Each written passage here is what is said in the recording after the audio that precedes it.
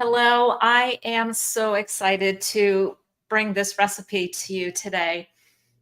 In addition to this, this information about raw meat, and I think there's a misconception about it. So I wanted to quickly, before I show the demo of the recipe, go into a little bit about meat, the raw meat, and eating the raw meat, and beef tartare. Oh my gosh, I have a love affair with beef tartare. Any restaurant that I have ever been to that I see it on the menu, there has not been one single time that I haven't gotten it.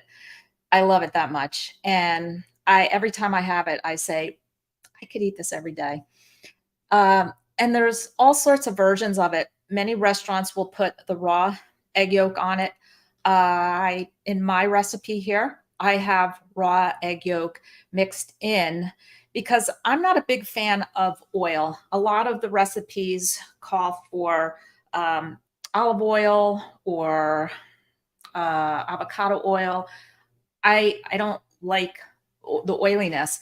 And you'll see the version that I make is just so, I'm going to say juicy, but juicy is not the right term. The mouthfeel of raw meat is just unbelievable. The other types of raw meat are, of course, the beef carpaccio, which I also will order that anytime I see it. Usually it comes with a mound of arugula, and I just have them bring the carpaccio and the shaved Parmesan. But if there's also beef tartare wins out hands down. Thank you for joining me live. I love having you join in here. So look at this. The French love raw meat and eat steak tartare with almost every meal. Strange how much we fear raw beef in America, but the French seem to be doing just great. And it's an interesting thing about this is that I find it's a lot of it is the mindset and the strangeness of it and things we're not used to. I mean, we're not used to eating strange things. Like sometimes people say, oh, I couldn't eat frog's legs or I couldn't eat rabbit. That's gross. But it's really in what we're accustomed to. And I don't know how, I guess as a kid, I used to, I remember I used to love raw ground beef. And I used to sneak some as my mom was making the burgers. And then she would also put, I don't know whether she's Danish and my grandmother also Danish. They would smear the ground beef on a piece of pumpernickel with some very thinly sliced onion on top. But this is just ground chuck from the butcher. And I know it shouldn't gross you out because if you clicked on this video, you're not totally grossed out by raw meat. But some people say, oh, no, no, no. Can't do that with ground beef. That's dangerous. Well, I've been doing it for 15 years and I'm still here to speak about it and have never once got sick. So it's amazingly delicious. That with just a touch of salt, so good and so nutritious. So I'm going to just talk about the safety because that's the big thing. Wait a minute, it's not safe, right? There's a stigma that follows raw meat. Most people think it's dangerous. Thankfully, that's not the case. And while it's true the chance of parasites living in the meat is higher if the meat is raw, nearly all meat-borne diseases are the result of poor meat quality and improper food care. It's not what I have here. I buy ground beef from Aldi and I'll eat that usually very, very rare, almost raw. And I will also eat it raw out of the package. It does not faze me. I know it's a strange thing to some people to think that, but it's delicious. I am making the beef tartare with tenderloin, and you'll see that. But if you're buying good quality meat and you prepare it safely, chance of getting sick from raw meat is really, really, really tiny. Again, in 15 years, I have not. And actually, I've been eating raw meat most all of my life. But will have the caution if you have a weakened immune system, people who are fighting cancer and stuff. I guess it's smart to, if your body can't fight off something, then it's not a good idea to risk it. There's a lot of health benefits of raw meat. There's enzymes in raw meat that are obliterated with the cooking process. They're killed off when the meat is cooked. And cooking also makes food a little harder to digest. I'm not going to cite the studies down here because when you go down the rabbit hole with this, you're going to see there is so much propaganda about not eating raw meat. Uh, it really, I will tell you from my experience, it's very strange. I can tell a difference in how I feel. More fat stays in the meat, more saturated fat. That's good for us. So that's another benefit. It's raw beef is high in vitamin B, and it's beneficial for hormonal and reproductive health. And of course, we eat raw fish and oysters, right? Sashimi and all that. And those are packed with nutrients. And now here's the main pros of eating that raw beef is the added nutrient value. Vitamins B12 and C, oh, let's go back here a second, are both heat sensitive vitamins.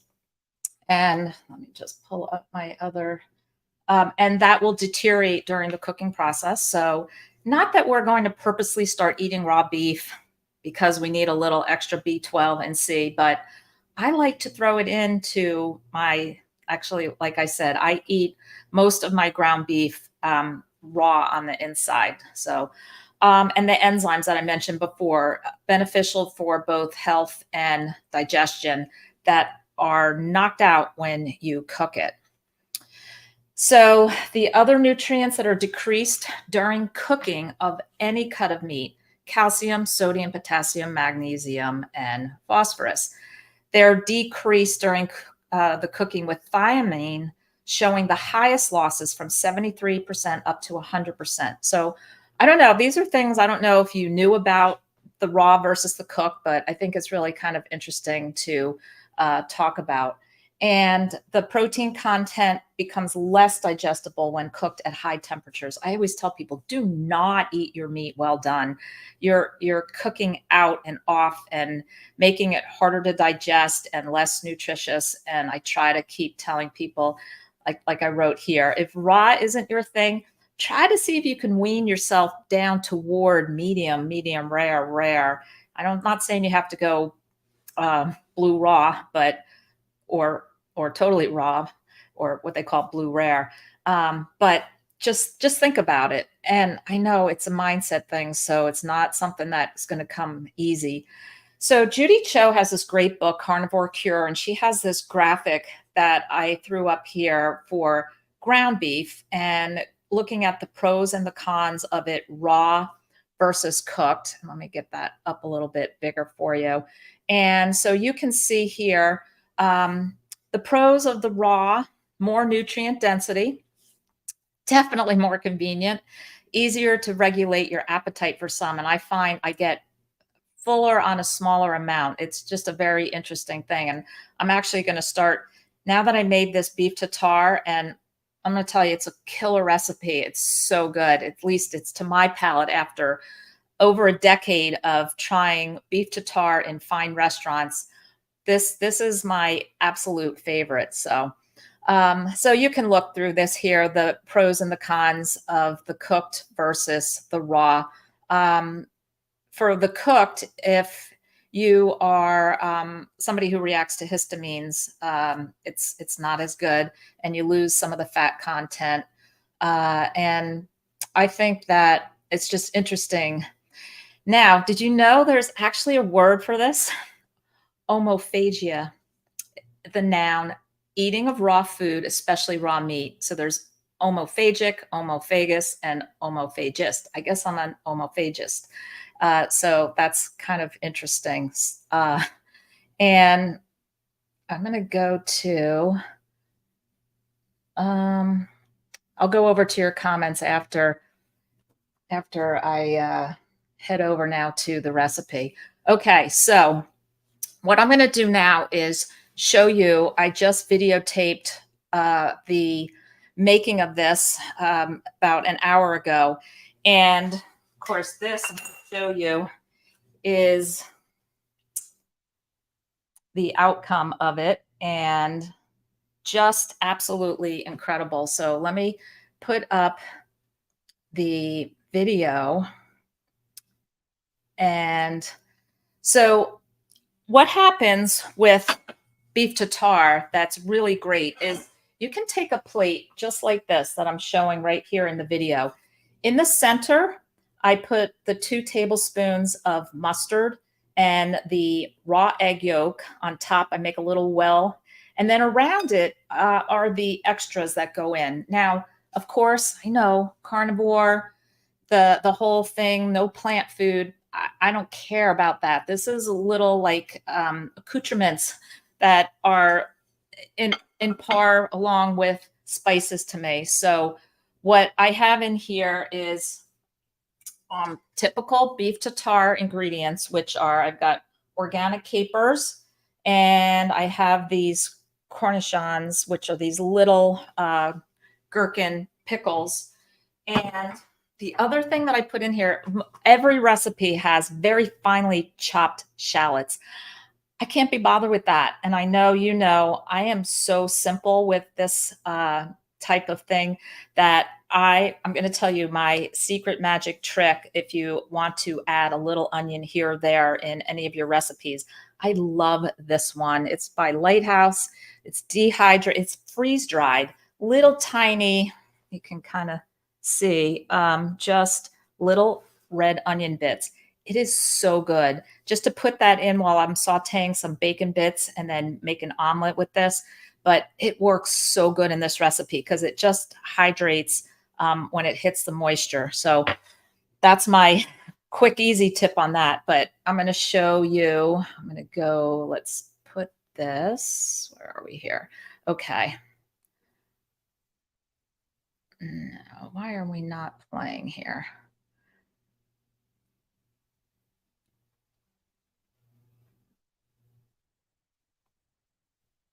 Okay, the video is not playing. I don't know why. So in that center is the mustard, the egg yolk, and like a teaspoon, a dash of hot sauce. Mix that together, and then all you're doing is bringing in from the outside everything you've already got finely chopped. There is the capers that are chopped, the little cornichons, which are chopped, the dehydrated red bits, and then the other one that you can't see behind my hand there is some anchovies. Anchovies are kind of a staple part of most beef tartare recipes. I'm like, ooh, but I open the can and then I put the rest of the can into a bag and freeze this. So I just put one, I chop one. It's actually really kind of important for the flavor profile. It adds the saltiness. I don't know what it is, but it's delicious. If any of you make this recipe, please let me know because I just absolutely love it. Let's see if this is going. Actually, none of the. So here it is. I put it into, after you just mix that up on the plate, literally, and then I put it into one of these little ramekins, which I'm showing you there. And then the next thing you do is just turn it over and put it right out onto the plate. And this is actually a dinner for tonight, but this is beef one, and I'll show you. So it's about a piece like this big. And on this, I would just shave off that little bits of fat on there, but you'd see it's very lean. But before I would chop it up, just take off those little bits of fat. You can put it into a food processor like this and finely chop it. I actually like to just chop it with a knife and just get it as small as I can, not being too tedious with it, but it is so, so amazingly delicious. And I don't know why I can't get the I loaded the video and now it's not going. Let's see if I can get it to go. No, it's not going. But basically all I did was mix that plate together, and that makes about 2 of those ramekins. And I'll go back to here, and I will have that full recipe written out down in the description, but you can see exactly what I put in there. I also, I don't put any pepper in. I just take my little sea salt and I just kind of sprinkled it along that edge of that meat that was sitting there on the plate. I don't even measure it out. And that's it. Then everything else is exactly what I put in here. And here's the disclaimer. You always eat raw meat at your own risk. Make sure you always take the necessary precautions when eating raw meat, such as making sure it's from the best source. And if you're concerned about parasites, make sure it's been frozen. I don't make sure of any of that. I'm not concerned with parasites or bacteria or E. coli or anything else. I have seen enough people who thrive on eating only raw meat in my days of being a carnivore. And it is so, I'm going to tell you, it's not something that I just tolerate because I feel it's healthier. I actually love it. And I would hands down eat that every day. I guess it gets a little costly if you're buying a good quality piece of tenderloin, but it's so good and so easy. So let me know if you make it. I'm going to look in some of your comments. Yeah, if you grind your own meat, it's safer. But again, by the time I set up the grinder and grind it, and then I got to clean out the grinder, that's not me. Remember me, I'm simple, very simple. If I have to go through that, I'm not bothering. And again, I've eaten raw meat just like this for over 15 years, and I've never gotten sick. So, and you can see, I mean, it's just like chopped up tenderloin. I've got little tiny chopped up. There's only 3 of those little teeny tiny Cornichon pickles, and whatever it was, a tablespoon of chopped up capers, and 2 tablespoons of mustard. Oh, the mustard. Dijon is one of my favorite in this, but go ahead and play around with it. You can do a jalapeno mustard. You can do, oh, you know what else is really good? That really chunky seeded mustard that you can actually see those little mustard seed beads in there. That's really good in here too. I didn't happen to have one, but I'm actually really looking forward to eating the rest of that as soon as I hit the end to this stream. So let's see, never had pickles in your steak tartare. You'd be surprised. A lot of restaurants do finely chop that Cornichon.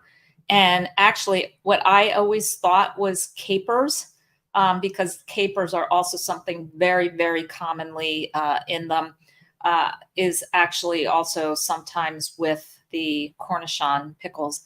You can even add a little touch of the pickle juice or the caper juice, which I happen to really like because I like that vinegary tang to it. This is so good. I mean, I know I'm like just gloating over it because I love it so much. But if you try it, I guarantee. And actually, at my beach retreats, it's going to be day 1. It's going to be the appetizer of the first dinner, so that everybody gets indoctrinated into some raw meat on the first day. So if you're interested in the beach retreats, I will leave the link down in the notes. I think that it's going to be so valuable to expose people to different foods, recipes, ideas that they haven't before. And I think that it is so important to have the community and have people around you who are learning about this and eating this way. And 10,000 cases of trichinosis each year. Yeah, I don't know. Where's the 10,000 cases though? Is it in third world country? Is it in New York? Is it where? I don't know. Trichinosis is more related to pork. I'm not eating raw pork. Yeah, Mary, I do love carpaccio too. But you know my problem with the carpaccio? It is sliced so razor thin and it's laying on that plate. And it's like you got to take your fork and kind of scrape it because it's just, I don't want to say it's stuck on the plate, but it's so thin. And I, by the time I could scrape the whole plate and get one bite full. And with the beef tartare, nah, it's so good. It's like you get that whole like 4-ounce serving of it. So, all right, I'm so grateful that you joined in. I hope you make it. If you do, definitely come back in here and just tell me either if you changed it, varied it a little bit, maybe tried a different mustard in there. But I'd love to hear your thoughts on it. And for those of you who have never tried it, absolutely 100%, you have to try it. And actually room temperature is really my favored. And yeah, see, love tuna as well. See, I love tuna. I love tuna sashimi, salmon sashimi. I'm not a fan of raw oysters and raw clams. Just, I don't like let's just call it, I hate to use the term, flamball mouthfeel that I'm just kind of chomping and swallowing. It's salty water, ocean water taste. I don't know. I'm not a fan. I know they're good for you, so I always try them, and I always keep an open mind. Smoked salt may be a good variation. That is a good idea. I tend to get a little overwhelmed very quickly with the smoked. So that would have to be like a pinch for me, but that is a really interesting idea. I'll have to try that variation. I love that idea. All right. Thanks so much for joining. I hope you were enlightened by a couple things that I talked about, and we'll see you next week.